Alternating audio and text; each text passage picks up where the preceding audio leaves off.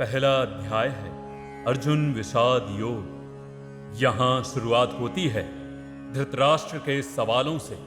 वो जानना चाहते हैं कि युद्ध में क्या हो रहा है।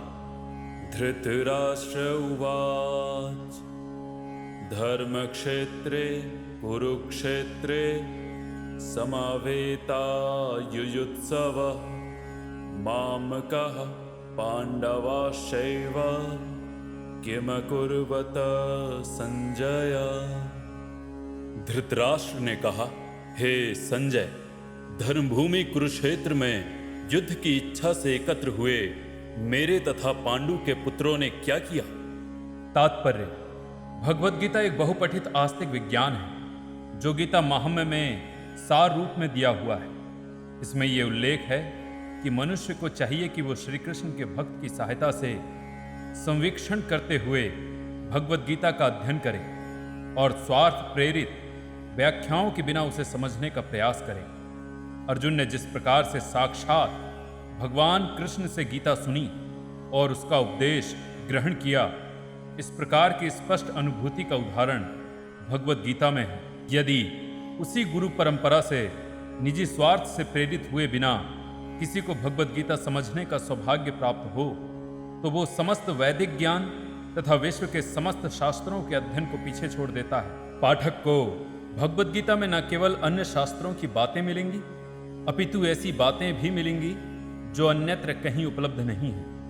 यही गीता का विशिष्ट मानदंड है।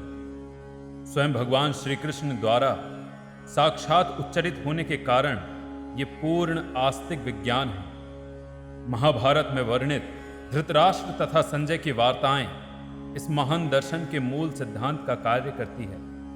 माना जाता है कि इस दर्शन की प्रस्तुति कुरुक्षेत्र के युद्ध स्थल में हुई, जो वैदिक युग से पवित्र तीर्थ स्थल रहा है। इसका प्रवचन भगवान द्वारा मानव जाति के पथ प्रदर्शन हेतु तब किया गया जब वे इस लोक में स्वयं उपस्थित थे।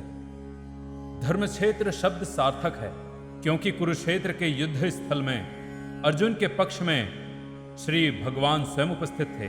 कौरवों का पिता धृतराष्ट्र अपने पुत्रों की विजय की संभावना के विषय में अत्यधिक संदिग्ध था। अतः इसी संदेह के कारण उसने अपने सचिव से पूछा, उन्होंने क्या किया? वो आश्वस्त था कि उसके पुत्र तथा उसके छोटे भाई पांडु के पुत्र कुरुक्षेत्र की युद्ध भूमि में निर्णयात्मक संग्राम के लिए एकत्र हुए हैं। फिर भी उसकी जिज्ञासा सार्थक है। वो नहीं चाहता था कि भाइयों में कोई समझौता हो। अतः वो युद्ध भूमि में अपने पुत्रों की नियति के विषय में आश्वस्त होना चाह रहा था। क्योंकि इस युद्ध को कुरुक्षेत्र में लड़ा जाना था, जिसका उल्लेख वेदों में स्वर्ग के निवासियों के लिए भी तीर्थस्थल के रूप में हुआ है। अतः धृतराष्ट्र अत्यंत भयभीत था कि इस पवित्र स्थल का युद्ध के परिणाम पर न जाने कैसा प्रभाव पड़े। उसे भली भांति ज्ञात था कि इसका प्रभाव अर्जुन तथा पांडु के अन्य पुत्रों पर अत्यंत अनुकूल पड़ेगा, क्योंकि स्वभाव से वे सभी पुण्यात्मा थे। संजय श्री व्यास का शिष्य था, अतः उनकी कृपा से संजय धृतराष्ट्र के कक्ष में बैठे बैठे कुरुक्षेत्र के युद्ध स्थल का दर्शन कर सकता था। इसीलिए धृतराष्ट्र ने उससे युद्ध स्थल की स्थिति के विषय में पूछा। पांडव तथा धृतराष्ट्र के पुत्र दोनों ही एक वंश से संबंधित हैं, किंतु यहाँ पर धृतराष्ट्र के वाक्य से उसके मनोभाव प्रकट होते हैं। उसने जानबूझकर अपने पुत्रों को कुरु कहा और पांडु के पुत्रों को वंश के उत्तराधिकार से विलग कर दिया। इस तरह पांडु के पुत्रों अर्थात अपने भतीजों के साथ धृतराष्ट्र की विशिष्ट मनस्थिति समझी जा सकती है।